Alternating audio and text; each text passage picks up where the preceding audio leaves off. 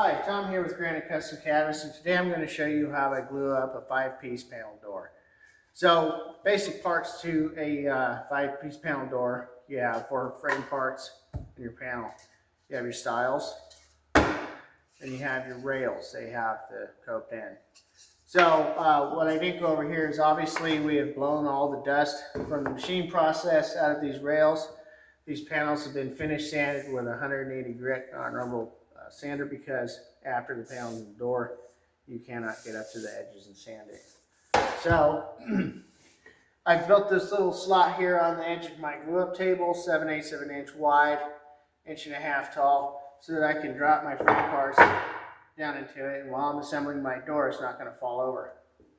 So I drop one stile down to there, take a rail, locate the correct end, use my little glue brush here to apply glue. What's very important when you're applying the glue is not to apply it to the inside edge of the rail. The reason why is when you squish this rail down, if you put glue here, you're going to get a glue bead on the inside of your door. Very difficult to clean out. Do not attempt to do it when it's wet. Wait until it's dry. Pry it out with a sharp chisel. Line the part up. Work it down in there, holding it perfectly flush with the end. Because I'm right-handed, I like to start on the right-hand side of the door. I always build my doors with the panel facing me. Drop my panel down into the groove. Grab the next rail.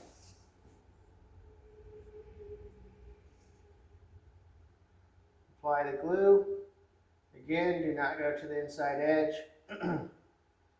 Don't apply too much glue or it just goes everywhere. I like to slip it onto the panel tongue here. That helps guide it down into place. And I'm just kind of applying pressure with my thumb to line it right up with the edge of the door. And my last push, I push out.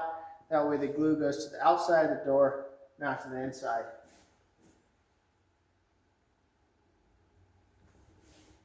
Apply glue to the other end of the rails here.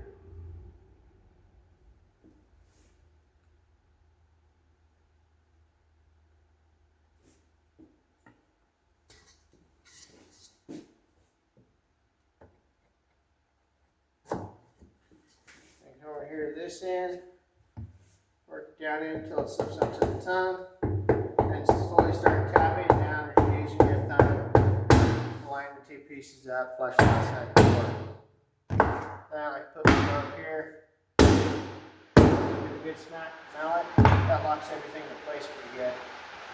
Wipe the back of the door, that way you don't have any glue beads that will affect the flatness as you go to do your first pass through your wide velvet drum sander.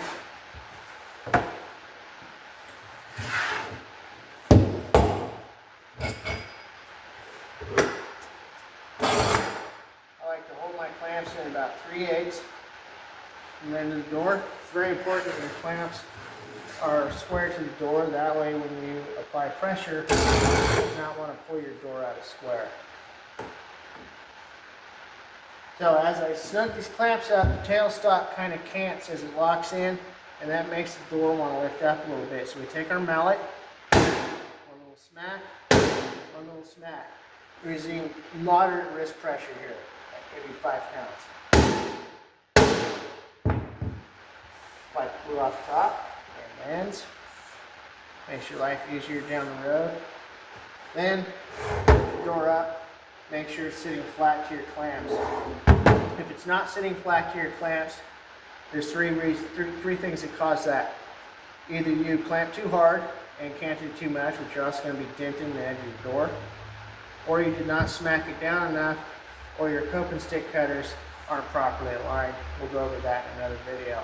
So now this door is ready for its 4-hour minimum drying time, and then we'll go on to the next step.